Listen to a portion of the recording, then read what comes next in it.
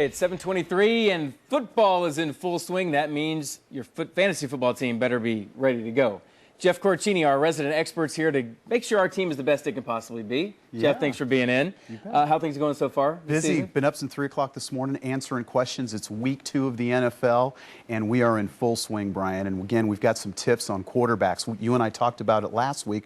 There's a lot of quarterback situations for week 2 that are already creating some controversy as far as who to start. So, for example, in Oakland, when we talked about the Raiders, we talked about Baltimore. They're having quarterback controversies. Steve McNair is not going to play in Baltimore. With regards to the Oakland Raiders, it looks like Josh McCown is hurt, and Dante Culpepper is going to get the start. So what you want to do is you want to avoid those quarterbacks. Right. And the same thing in New York. It's like a New York state of mind right now with the quarterback situation.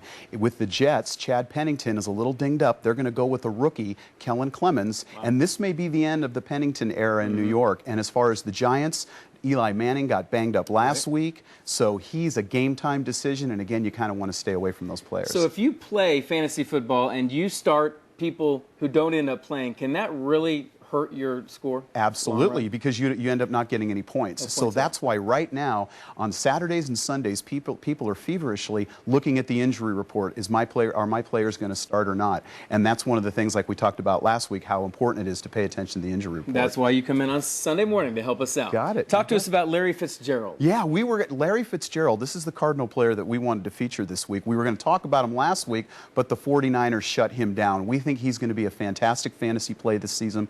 We predict him to score anywhere between 11 and 14 touchdowns.